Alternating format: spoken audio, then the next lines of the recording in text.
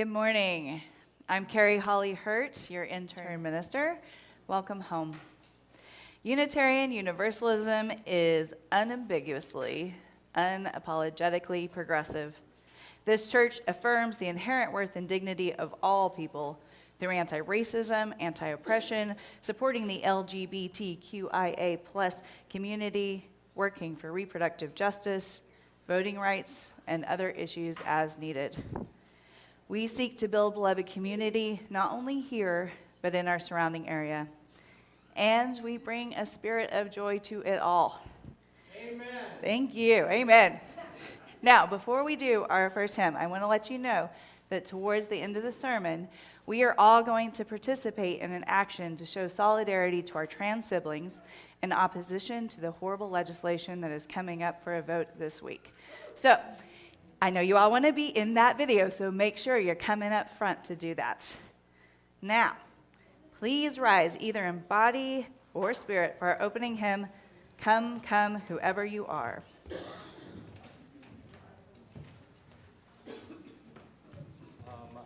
Hello. Right side will be our leaders on the canon.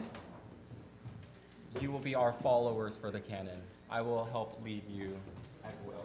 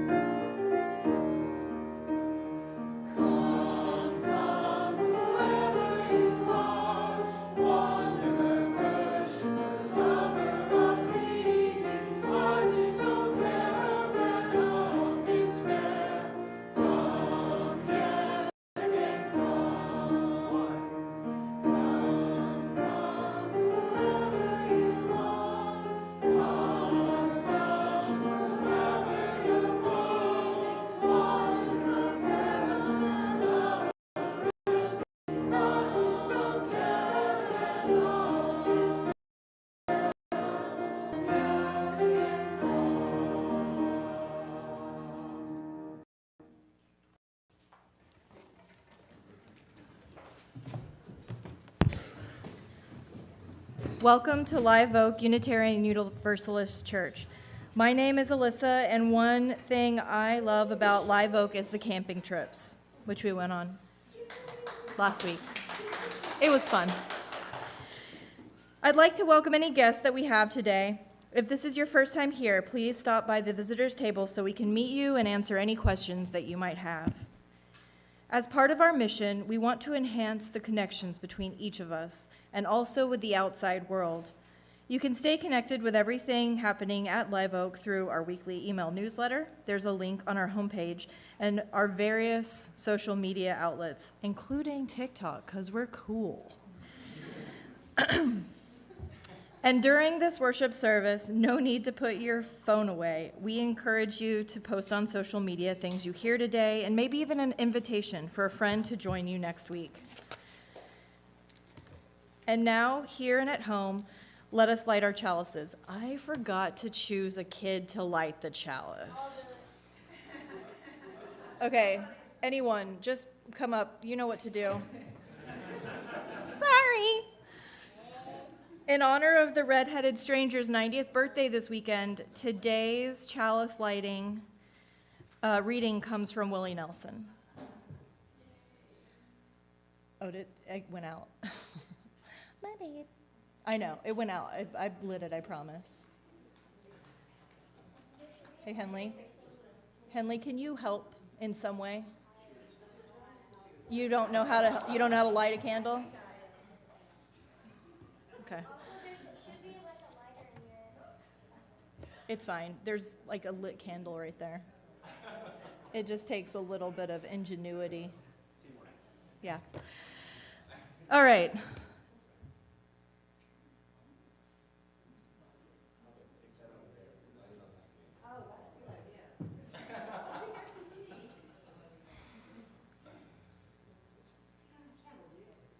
Oh my God.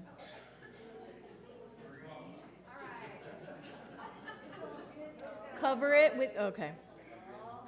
It takes a church. This is what happens when you volunteer too much, you guys. We could use more people. So this chalice lighting comes from Willie Nelson.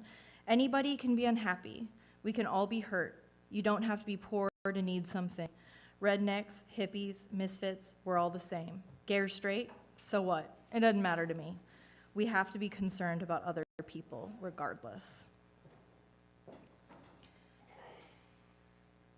This is a congregation bound not by creed, but by covenant. May those in agreement affirm this covenant now. We affirm a caring community of and for all ages, seeking wisdom, doing service, and living with integrity. In our diversity, our covenant holds us in unity as we celebrate our shared spiritual journey.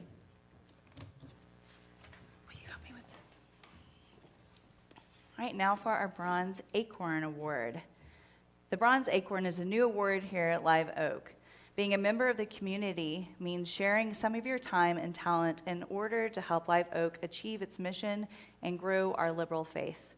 And much of the ministry of church is done by teams and communities. Working together requires giving and taking. It requires training and mentoring new members of the team, taking turns with responsibility and authority, and adjusting and adapting to improve. The Labyrinth team maintains our beautiful labyrinth and creates ritual and celebrations on it. The maypole is one of their inventions. In addition to being a gift to us, our labyrinth is used by our neighbors, including the residents of the Easton Senior Home and even other churches in our area. So if those on the labyrinth team would come forward and receive your acorn, that would be great. Linda Webster, Catherine Inyard, Becky McPherson, Lee Collins, and Mike Schultz. Let's give them a round of applause.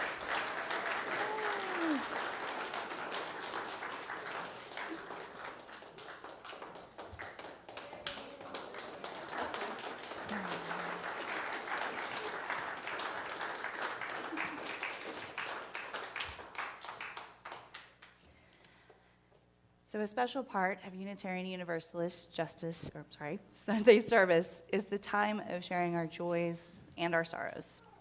I think of it as a time when we keep vigil for one another, when we give one another the gift of being present to those among us who have had a special milestone in their own personal lives during this previous week. So right now we don't have any joys or sorrows to share, but I know that we're all holding something. So I would just encourage all of you in our coffee hour today to share that with somebody. Let us hold one another. Often what is heavy on our heart are our own fears that we have fallen short. We know that we have left undone those things we ought to have done, and we have done those things that we ought not to have done. May we have the courage to be honest with ourselves, the willingness to make amends, and the compassion to accept forgiveness from others and from ourselves, trusting in the assurance that imperfection is expected and love is the guiding and healing force in which we align our lives. Thank you.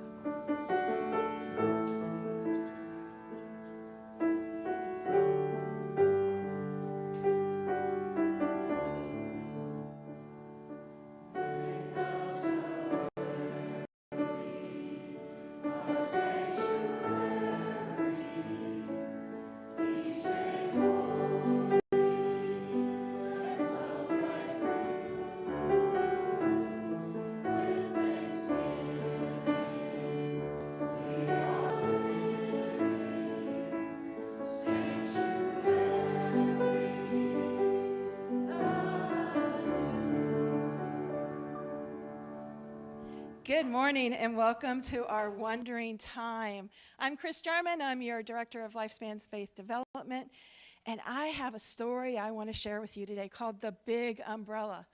It's written by Amy June Bates, and I have adapted it for our congregation. So first, I have some intrepid volunteers that are going to come up. Yes.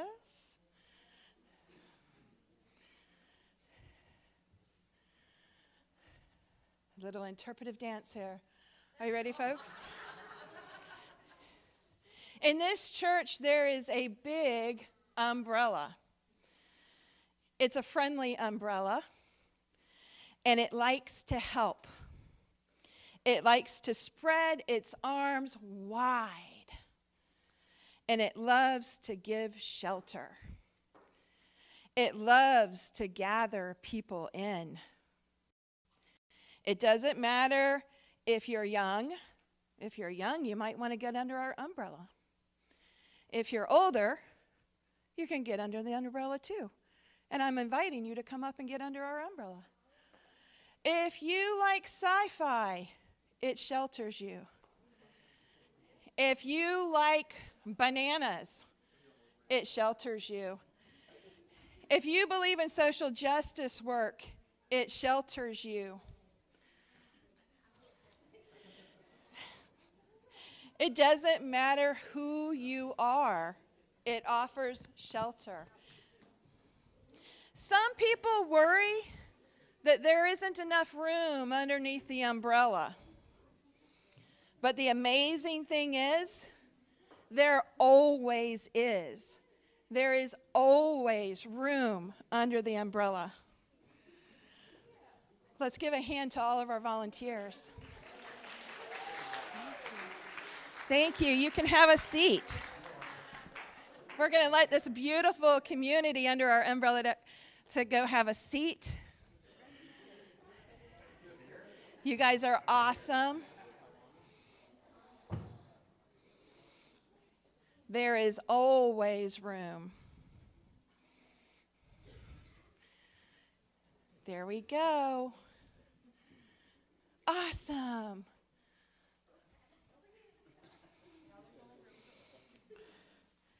Now my question to you is, what do you think this story is trying to tell you? What do you think, Ren? There's room for everybody in the world. Does it matter what you like? No. Does it matter who you are? No. There's always room. What do you think the umbrella represented? Let's think about that. What do you think, Jackie?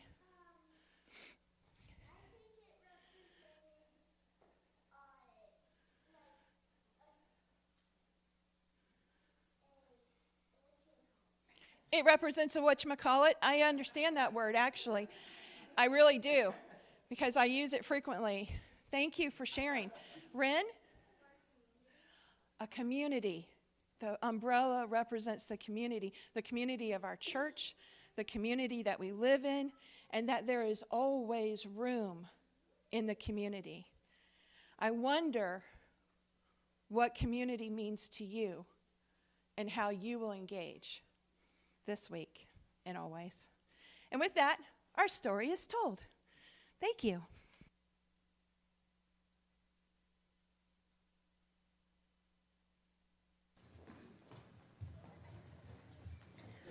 And now, would you rise in body or in spirit for hymn 1017, Building a New Way?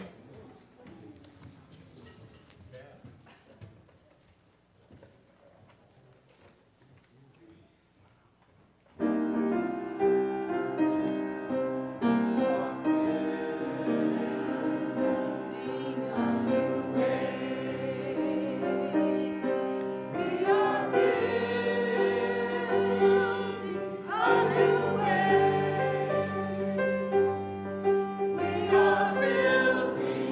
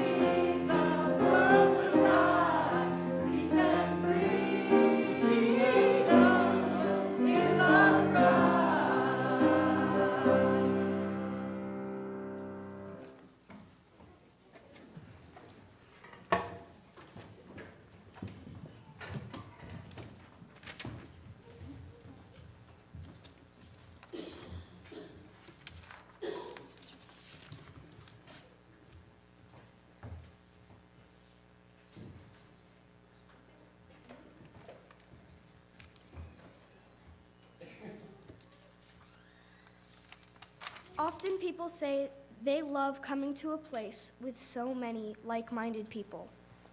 I know just what they're getting at, and I know that they aren't getting it quite right. I don't want to be with a bunch of people who think just like me. I want to be in a beloved community where I don't have to think like everyone else to be loved, to be eligible for salvation. I want to be with people who value compassion, justice, love, and truth, though they have different thoughts and opinions about all sorts of things. I want to be with independent-minded people of good heart. I want to be with people who have many names and no name at all for God. I want to be with people who see in me goodness and dignity, who also see my failings and foibles and still love me. I want to be with people who feel their interconnection with all existence and let it guide their footfalls upon this earth. I want to be with people who see life as a paradox and don't always rush to resolve it. I want to be with people who are willing to walk the tightrope that is life and who will still hold my hand as I walk mine. I want to be with people who let church call them in a different way of being in the world. I want to be with people who support, encourage, and even challenge each other to a higher and more ethical living. I want to be with people who inspire one another to follow the Spirit. I want to be with people who covenant to be honest, engaged, and kind, who strive to keep their promises and hold me to the promises I make. I want to be with people who give of themselves, who share their hearts and minds and gifts. I want to be with people who know that community is often warm and generous, sometimes challenging, and almost always a grand adventure. In short, I want to be with people like you.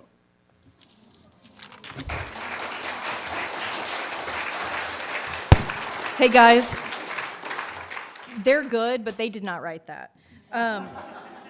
That was I Want to Be With People by Dana E. Worsnop, just so we're not plagiarizing. I'd like to add, the congregation is welcome to sing with the choir on our next song.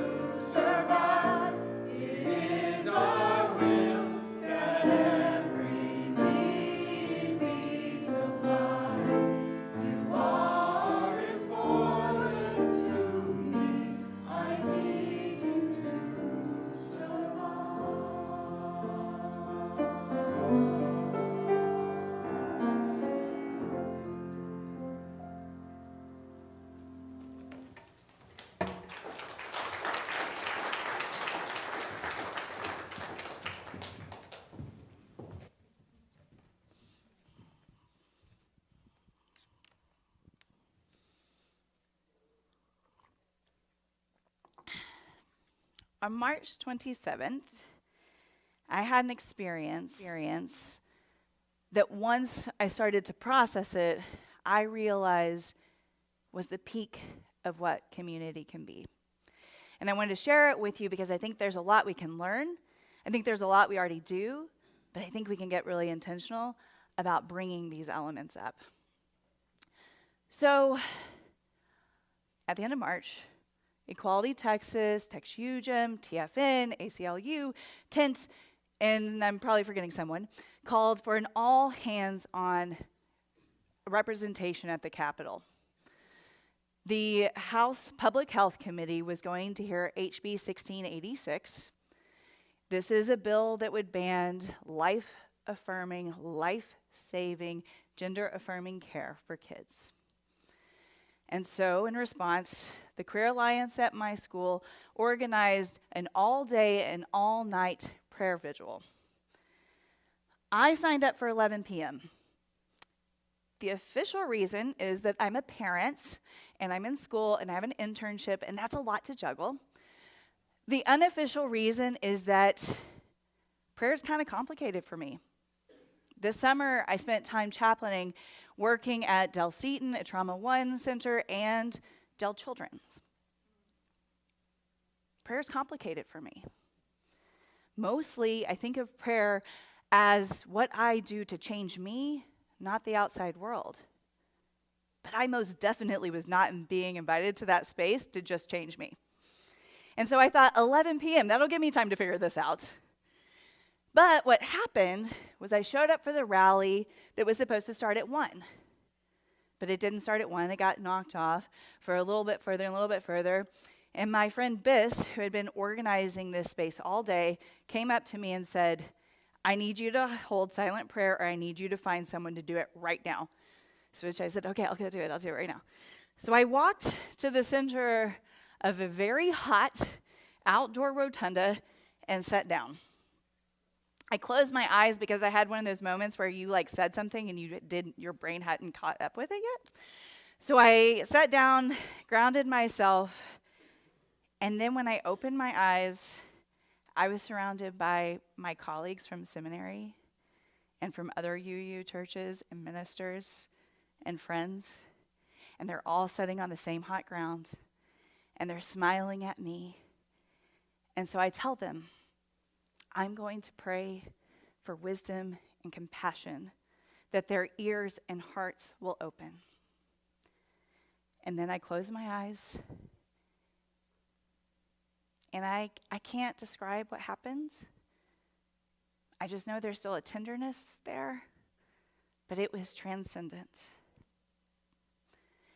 And then when I opened my eyes, I found that I had been crying, and I found that 2 men from InfoWars had been trying to break into our sacred space. And people were holding them back. We had Vets for Equality, which are very intimidating people, trying to hold them back. And so I stood up and I started consulting with Reverend Joanna and Reverend Jamie. And what are we going to do? What can we do? And then all of a sudden, Reverend Joanna said, this little light of mine. And now all those people who had been in a circle, we were standing in a big semicircle, and we were singing This Little Light of Mine, and then another song, and then Reverend Erin came from somewhere, and she started leading us in powerful songs. And those guys from InfoWars disappeared. They had nothing on us. Nothing on us. And the beautiful thing, yes, it was amazing. And it was way more people by then, but all 3 rows were joining in. It was really the most amazing thing I've ever experienced in my life. And on reflecting, I realized that what I had actually done was realized a childhood dream of mine.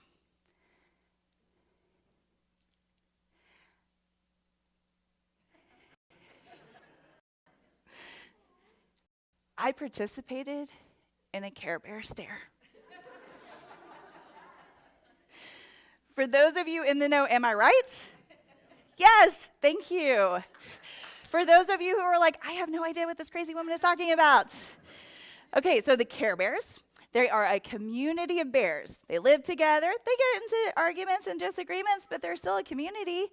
And the cool thing, which I wish we had, is that they wore their personality on their bellies, right? So they're sleepy, or they're grumpy, or they're sunshiny, or they're tenderhearted, or they're rainbows. It's amazing. And when they have a foe in their midst, or something that needs to be healed, they get together in a big line, and they just shoot love and care out of their personalities.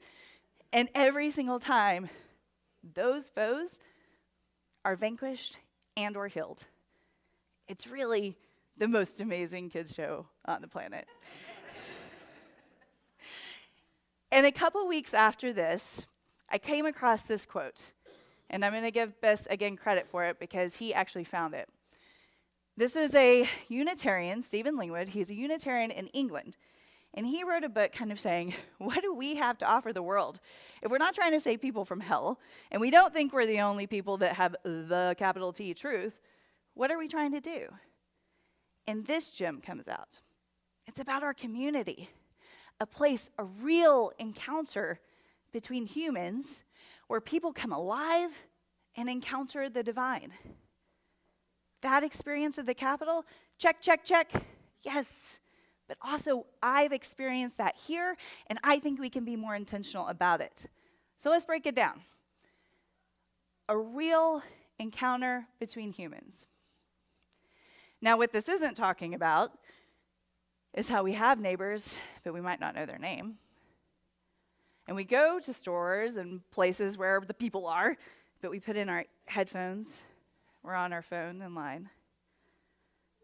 It's all the ways that we have more interaction with this device than we do with other humans. But not here, not in a community. In fact, because of our congregationalist model, we don't exist without a community, without relationships. Right? We just fall apart. No relationships, no community, no church. So what we do in the community, and what I would call us to be more intentional about, is having authentic relationships.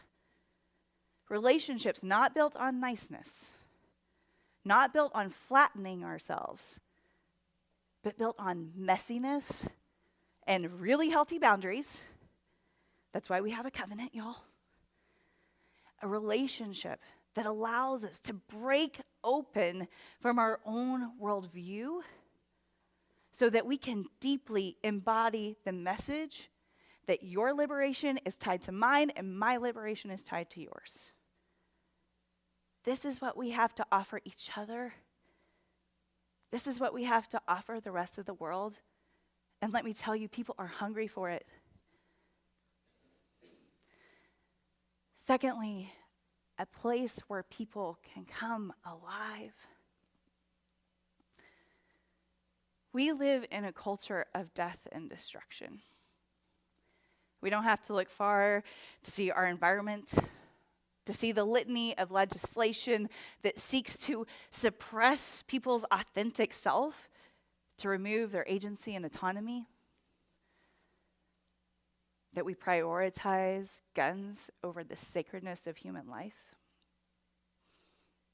And on a micro level, we're told that rugged individualism, right? That's the thing we're supposed to be achieving. And in the pursuit of that, we're told we have to fear everyone. We're in competition with everyone. And that messaging makes enemies where there should be neighbors. To come alive is to push against that culture of death and destruction and say no. And we say no. We come together because we know that that's not right. We know that there is more, that there is beauty, that there is life, that there is power in our community. When we are singing together, when we are worshiping together, when we are laughing together, we are breathing life where there is death. One thing that I've talked about a lot with my friends over the course of this legislative session is that where they tried to marginalize and harm, they have pulled together communities of people. And I imagine all this pressure, all this hate and pressure coming down, and you know what it's creating? Diamonds. We are diamonds glowing throughout this entire world and in this space. And this is where we encounter the divine. Now, I know some of you don't believe in the divine, and that's okay. We are like-hearted, not like-minded here. I do believe in God. I believe in process theology. I believe that we co-create with God, but it's not me co-creating with God, it's us co-creating with God. That experience that I had on that hot rotunda floor would never have happened had I not been surrounded by my community. And we experienced it here in this place. Did you experience it on the camping trip? When you were sitting around the fire, looking up at more stars than you'd seen in a long time, not feeling small exactly, but connected, interconnected? When we're singing, when we're spending time with one another, we can transcend all of that death and destruction. We can transcend and we can transmute that hate into love and something deeply powerful. We have that power here in this community, and we can be more intentional about using it. So I'm calling all of us today, because this isn't about me. It's about us. It's about us committing to real relationship with one another, authentic relationships that lets it break us open, completely open. Our worldview smothered into smithereens so that we can see a larger way of being in this world, where we come alive. We invite life into this space, and we reject the culture of death, because we are transcending what has been sold to us and asking for what is better, more beautiful, and more just. So I'd ask you to get your inner Care Bear on, your soundboard bear, and your worship leader bear, and your RE bear, and your music bear, and your handy bears, and your tech bears, and your silly bears, and your sweet bears, and your compassionate bears, and your social justice warrior bears, and get them all going to bring life into this place.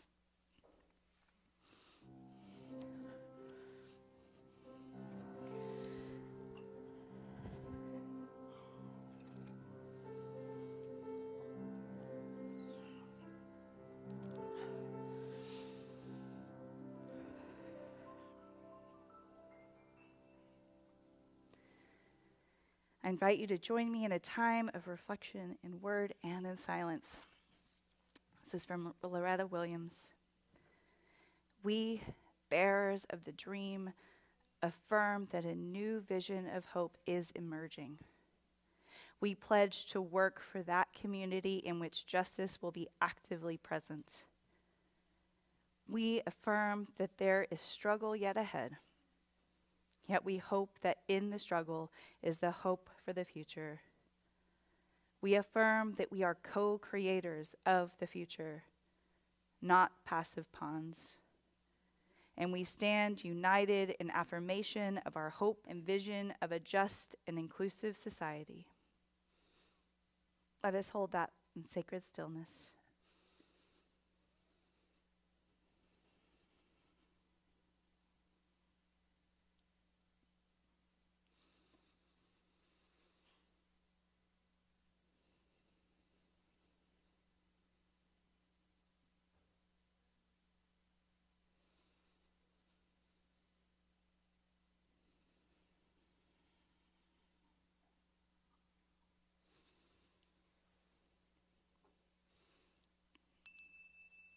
Amen and blessed be.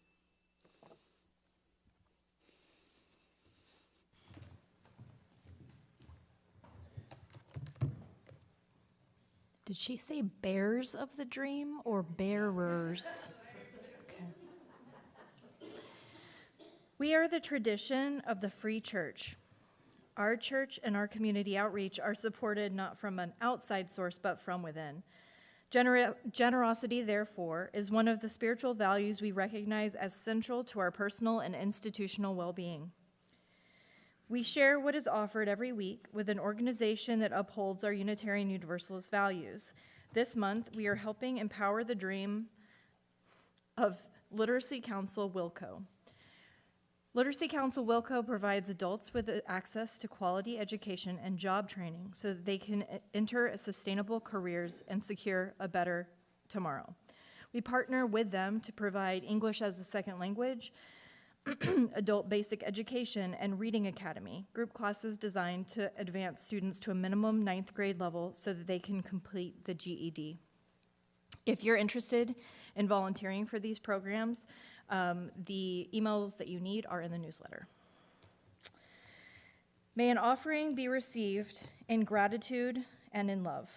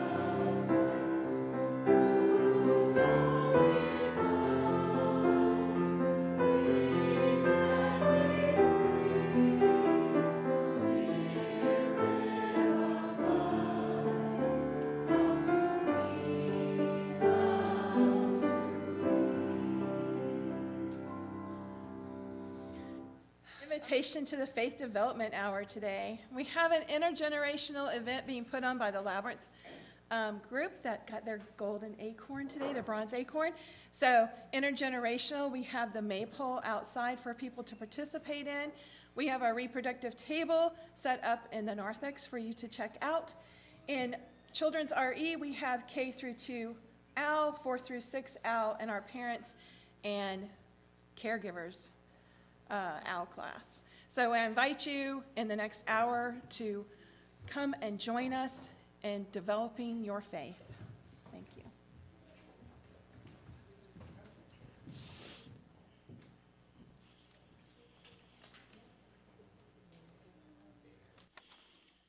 Okay, so our closing hymn, please rise as you are willing and able for Break Not the Circle.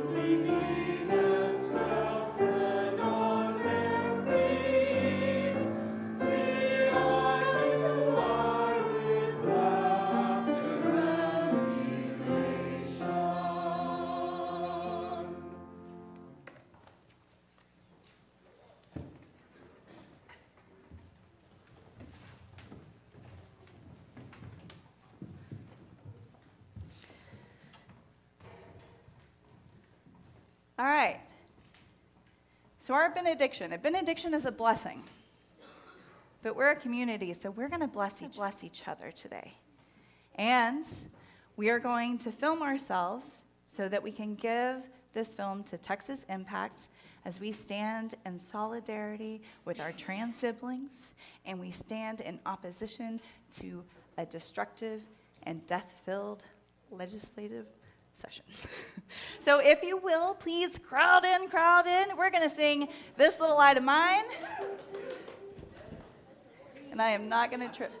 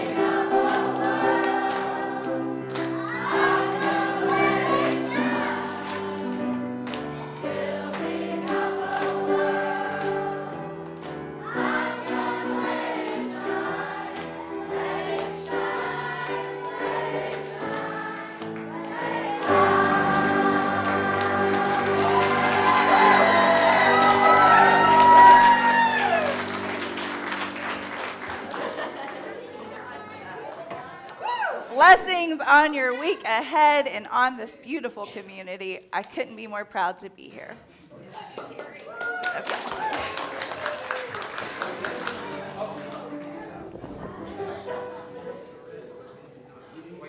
Oh, wait, we still have the offering? No, we don't. Never mind. We have the chalice extinguishing. We extinguish this. I got it. We extinguish this flame, but not the light of truth, the warmth of community, or the power of commitment. These we hold in our heart until we are together again.